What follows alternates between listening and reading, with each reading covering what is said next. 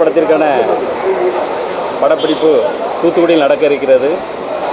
அதில் கலந்து கொள்வதற்காக நாங்களும் எங்கள் படக்குழுவும் அங்கே சென்று கொண்டிருக்கிறோம். இந்த டைரக்டர் துரை செந்தில்குமார் இயக்க ஜிப்ரான் மியூசிக் அமைக்கிறார்.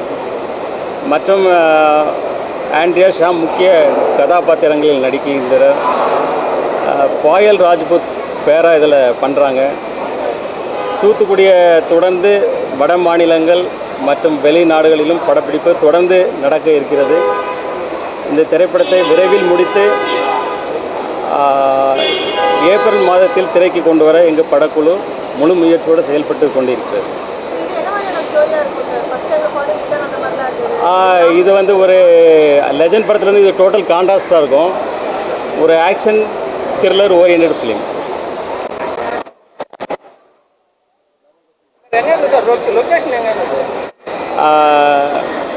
ஜார்ஜியாவில் இருக்குது. 2ஆம் கட்ட 3ஆவது கட்ட படப்பிடிப்பு ஜார்ஜியாவில் இருக்குது. அது போக ஜெய்ப்பூர்லேயும் சில விஷயங்கள் இருக்குது. அதுபோல் தொடர்ந்து படப்பிடிப்பு பிளான் பண்ணிட்டு சார் சங்கத்திலேருந்து ஸ்ட்ரைக்குன்னு கொஞ்சம் இது பண்ணாங்க, அனௌன்ஸ் பண்ணாங்க. உங்களோட கருத்து எப்படி சார்? இல்லை, சங்கம் இப்போ பேச்சுவார்த்தை நடத்திட்டு இருக்காங்க. ஸோ அது சுமூகமாக முடிஞ்சு நல்ல ஒரு சுமூகமான ஒரு சூழ்நிலை உருவாகணும்னு நான் நம்புகிறேன். கமிட்டி ரிப்போர்ட் இப்போ அரசு போயிட்டு இருக்கு சார். உங்களோட தனிப்பட்ட கருத்து எப்படி சார்? இப்போ அது கேரளா உயர்நீதிமன்றத்தில் அது தாக்கல் செய்யப்பட்டிருக்கு. உயர்நீதிமன்றம் இதற்கு தக்க உத்தரவு பிறப்பிக்கும் என்று நம்புகிறேன். சார் விஜய் சாரோட மாநாடுக்கு உங்களுக்கு அப்புறம் வந்தால் போகக்கூடிய வாய்ப்புகள் இருக்கா? இல்லை, அதை பற்றி இப்போ சிந்திக்கலை. எதுங்க? எக்ஸசைஸ் டயட்டிங் தான். That's all. Exercise dieting. இல்லை, அப்படி ஒன்று ஆன் ஸ்பாட் பண்ணிக்க வேண்டியதான். தூத்துக்குடி ஷூட்டிங் எப்படி சார்? படக்கலம் எப்படி இருக்கு? இது ஹார்பரை சுற்றி உள்ள விஷயங்கள், ஹார்பரை சுற்றி உள்ள விஷயங்கள் நடக்குது. அது போக அந்த கிராமங்களில் நடக்கிற சில விஷயங்களும் அதில் செயல்பட்டு. இதில் அரசியல் இருக்குமா? இல்லை, இது அரசியல் கிடையாது. முழுக்க முழுக்க இது ஒரு கண்டென்ட் ஓரியன்ட் ஃபிலிம். ஸோ அது ஒரு கேரக்டரைசேஷனுடைய இம்பார்ட்டன்ஸ் தான் இதில் ரொம்ப முக்கியமாக இதில் செயல்படும். எதுங்க? ஏப்ரல் 14 பிளான் பண்ணியிருக்கேன். பொதுவாக நிறைய படம் நடிச்ச பேர் தான் படத்தோட பேர் சொல்ல மாட்டாங்க. ஆனால் உங்களுக்கு 2வது படத்துக்கு பேர் சொல்ல மாட்டாங்க. இல்லை, பேர் இறுதி கட்டத்தில் இருக்குது. பேர் ஃபைனல் பண்ணுறது சீக்கிரம் இது பண்ணியிருக்கோம். ஸோ இந்த மாதிரி படங்கள் நடிக்கிறதுனால அரசியல் வருகைக்கான இது ஒரு முன்னோட்டமாக இருக்கணும். இல்லை, மக்கள் நலனில் எனக்கு எப்போவுமே ரொம்ப அக்கறை அதிகம் உண்டு. நம்ம அரசியலை இன்னும் எல்லா தரப்பு மக்களுக்கும் இப்போ ஒரு நல்ல விஷயங்களை செயல்படுத்த முடியும்.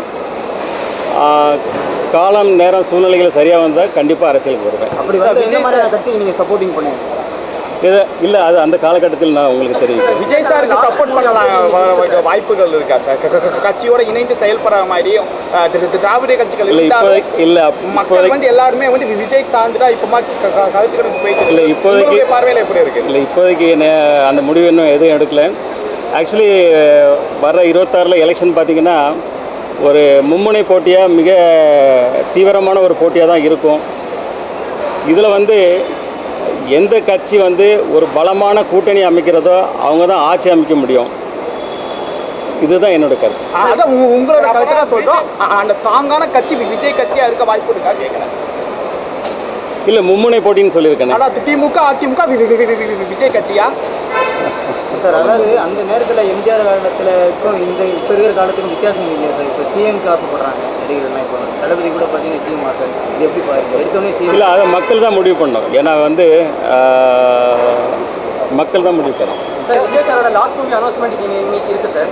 நீங்களும் இன்னைக்கு அனௌன்ஸ் பண்ணியிருக்கீங்க போட்டி அந்த மாதிரி. ஐயோ சார், பெரிய பெரிய விஐபிங்கெலாம் பார்த்தீங்கன்னா பிஜேபியில் தான் சேர்றதுக்கு அதிக வாய்ப்பு இருக்குது. நீங்கள் அது மாதிரி பிஜேபிக்கு வந்து இல்லை, என் கொள்கைகளுக்கு உடன்பாடான கட்சிகளோடு நான் இணைந்து செயல்படுவேன். அது உங்கள் கொள்கை என்ன சார்? மக்கள் ஒரு சந்தோஷமாக வாழணும். அதுக்கு என்னென்னு பார்த்தீங்கன்னா பொருளாதாரம் வலிமையாக இருக்கணும். அவங்க அந்த பொருளாதார வலிமையை அவங்களுக்கு ஏற்படுத்துறதுக்கு என்ன செயல்படுத்தணும், அதுதான் என்னுடைய எண்ணம்.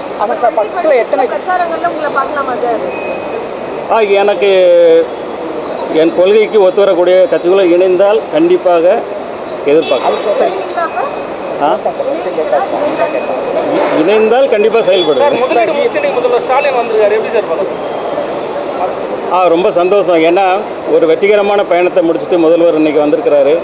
அவருக்கு என்னுடைய வாழ்த்துக்கள். சார் ஹீரோயினை பொறுத்த வரைக்கும் ஃபஸ்ட்டு படத்தில் ஏகப்பட்ட ஹீரோயின் ஆடியோ லான்ச்லாம் வந்துட்டாங்க. இந்த படத்தில் எத்தனை ஹீரோயின்ஸ் இருக்காங்க, நாங்கள் எப்போ பார்க்கலாம்? டான்ஸ் மூமெண்ட் பார்க்கலாமா உங்ககிட்ட? இல்லை, கண்டிப்பாக எதிர்பார்க்கலாம். ஆனால் நீங்கள் எதிர்பார்த்த மாதிரி 10 ஹீரோயின்லாம் கிடையாது, ஒரே ஒரு ஹீரோயின் தான். சார் நீங்கள் உள்ளூரில் வந்து நிறைய வியாபாரம்லாம் பண்ணி ஒரு தொழிலதிபராக மாறினீங்க. இப்படி கட்டத்தில் முக ஸ்டாலின் அவர்கள் வந்து பார்த்தீங்கன்னா வெளிநாட்டில் வந்து முதலீடுங்கிறத பண்ணிட்டு வராரு. இது எப்படி நம்ம நாட்டில்? இல்லை, ரெண்டுமே தேவை தானே. நம்மளுக்கு பொருளாதார வலிமையாகணும்னா உள்நாட்டு முதலீடு வெளிநாட்டு முதலீடு எல்லாம் சேர்ந்தா தானே நம்மளுக்கு ஒரு பொருளாதார வலிமை வரும். இந்த வயதில் உங்களுடைய ஃபிட்னஸ் என்ன காரணம்? இல்லை, சீரான உடற்பயிற்சி, சீரான உணவு, இதுதான் சந்தோஷமாக மனநிலையில் வச்சுக்கிறது. சார் ஒரு ஹீரோவாக தான் உங்களை பார்க்க முடியுமா? இல்லை, தொடர்ந்து பார்க்கலாம் எப்படி வருதுன்னு. சார் கோட் படம் பார்த்தீங்களா? ஏகப்பட்ட ஃபீட்பேக் போயிட்டு இருக்கு. உங்களுடைய ஃபீட்பேக்காக ஆர்வமாக எதிர்பார்க்குறோம். இல்லை, அது ஒரு ஃபேண்டசி ஃபிலிம், அது அந்த லெவலில் ரசிச்சுக்கலாம். அடுத்த தளபதிங்கிற இடத்த யார் பிடிப்பான்னு நினைக்கிறீங்க? எஸ்டேட் கோட் படத்துல விஜய் அவர்கள் சொல்லியிருந்தாரு. நீங்கள் தான் சொல்லணும். இப்போ உங்களோட பார்வையில் யார் சார்? இல்லை, என்னுடைய பார்வை உங்களோட பார்வை ஒன்று தான். All the best sir.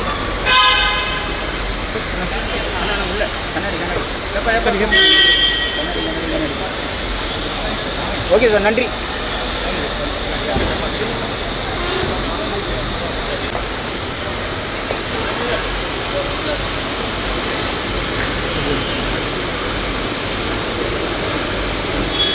சரிங்க சார்.